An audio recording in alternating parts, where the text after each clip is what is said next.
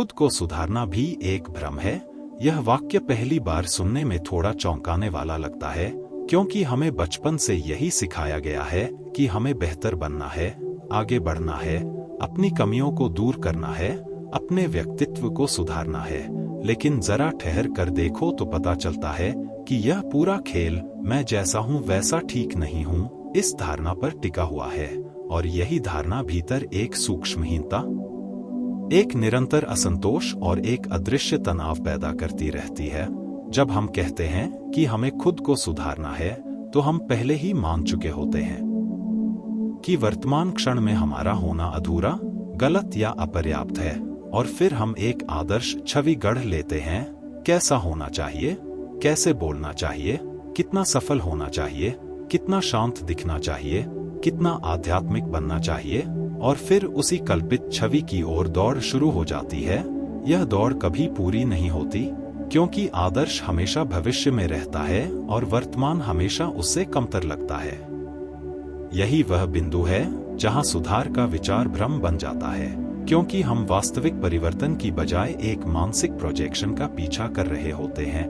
असल में जो कुछ बदलता है वह समझ से बदलता है, न कि खुद को दोष देकर या जबरन ढालकर। जब हम अपने क्रोध को देखकर कहते हैं कि यह बुरा है और मुझे इसे खत्म करना है, तो हम क्रोध के ऊपर एक और परत जोड़ देते हैं, अपराध बोध की। लेकिन यदि हम उसी क्रोध को बिना जजमेंट के देखें, उसकी जड़ों को समझें, उसके पीछे छिपे भय या अपेक्षा को पहचानें, तो वह धीरे धीरे अपनी पकड़ खो देता है। यहाँ कोई सुधार नहीं हुआ, यहाँ सिर्फ जागरूकता आई। सुधार की भाषा अहंकार की भाषा है, जागरूकता की भाषा नहीं। अहंकार हमेशा कहता है, मैं अभी जैसा हूँ वैसा नहीं रह सकता, मुझे कुछ और बनना है। और यही कुछ और बनने की चाह हमें वर्तमान से काट देती है।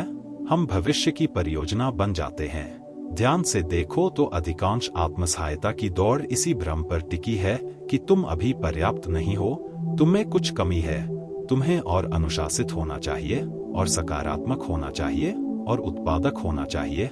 यह सब सुनने में अच्छा लगता है, पर भीतर एक निरंतर दबाव पैदा करता है।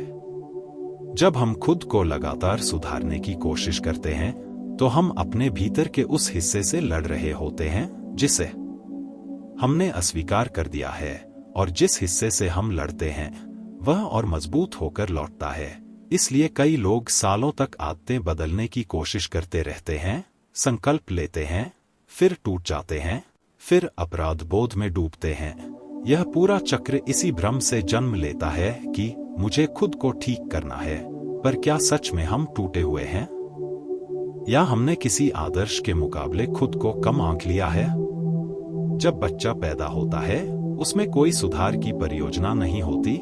वह जैसा है पूर्ण है। समाज धीरे धीरे उसे बताता है कि ऐसा मत करो, वैसा बनो, इतने अंक लाओ, इतने सफल बनो।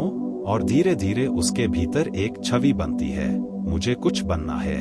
यह बनना ही बेचैनी का स्रोत है, क्योंकि जो है उसे हम स्वीकार नहीं करते। सुधार का विचार हमें वर्तमान से दूर ले जाता है, जबकि परिवर्तन हमेशा वर्तमान में ही संभव है।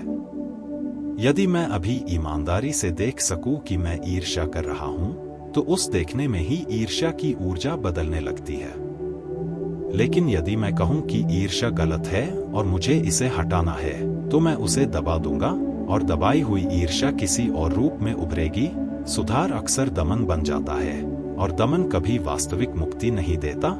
यह समझना जरूरी है कि जागरूकता और सुधार में फर्क है। सुधार में एक लक्ष्य है, एक आदर्श है, एक तुलना है। जागरूकता में सिर्फ देखना है, बिना तुलना के।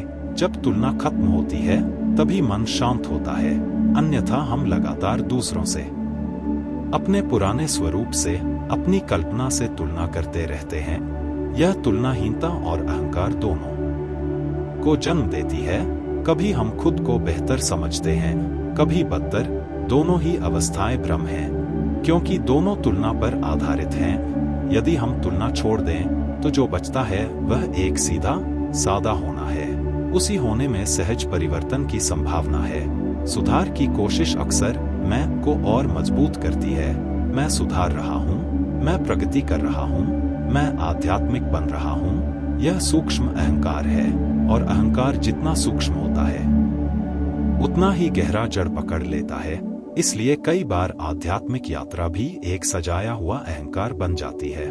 व्यक्ति सोचता है कि वह बहुत बदल गया है, बहुत जान गया है, पर भीतर अभी भी तुलना, प्रतिस्पर्धा और मान्यता की चाह चल रही होती है।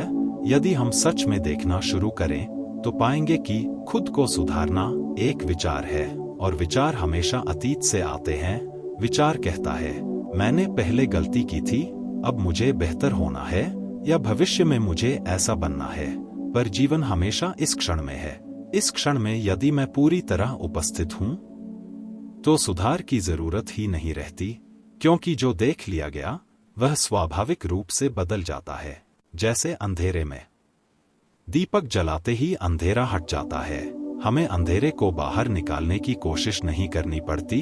उसी तरह जागरूकता का प्रकाश आते ही कई आदतें, कई प्रतिक्रियाएं धीरे धीरे ढीली पड़ जाती हैं। यहाँ कोई संघर्ष नहीं है, सुधार संघर्ष पर आधारित है।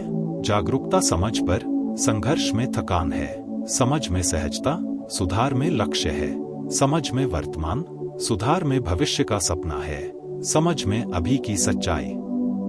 जब हम कहते हैं कि खुद को सुधारना भी एक भ्रम है, तो इसका मतलब यह नहीं कि जीवन में कोई परिवर्तन संभव नहीं, बल्कि इसका अर्थ यह है कि वास्तविक परिवर्तन मैं गलत हूं की भावना से नहीं, बल्कि मैं जैसा हूं उसे पूरी ईमानदारी से देखता हूं से आता है। यह देखना ही क्रांति है। जब आप खुद को बिना भागे, बिना सजाए, बिना दोष दिए देख लेते हैं तो भीतर एक गहरी स्वीकृति जन्म लेती है। और स्वीकृति आलस्य नहीं है। स्वीकृति का अर्थ है वास्तविकता को स्वीकारना, और जब वास्तविकता स्वीकार ली जाती है तभी ऊर्जा बचती है, वरना हम अपने ही खिलाफ लड़ते रहते हैं। यह भी देखना जरूरी है कि सुधार की चाह कई बार दूसरों को प्रभावित करने से जुड़ी होती है। हम बेहतर दिखना चाहते हैं ताकि हमें सराहना मिले, यह बाहरी मान्यता की भूख है। जब तक यह भूख है तब तक सुधार की दौड़ चलती रहेगी। यदि हम भीतर से संतुष्ट हो जाए तो सुधार की जगह अभिव्यक्ति आ जाती है। तब हम खुद को बदलने की नहीं, समझने की कोशिश करते हैं। और समझ से जो बदलता है वह स्थायी होता है, जो दबाव से बदलता है वह अस्थायी। इसलिए शायद असली प्रश्न यह नहीं कि मैं खुद को कैसे सुधारूं, बल्कि यह है कि मैं खुद को बिना डर और बिना निर्णय के कैसे देखूं। उसी देखने में मुक्ति का बीज है। और तब पता चलता है कि जिसे हम सुधारना चाहते थे वह कोई स्थायी मैं था ही नहीं, वह तो विचारों, स्मृतियों, प्रतिक्रियाओं का एक प्रवाह था। उस प्रवाह को समझते ही पकड़ ढीली पड़ जाती है, और जहां पकड़ ढीली पड़ती है वहीं स्वतंत्रता की शुरुआत होती है।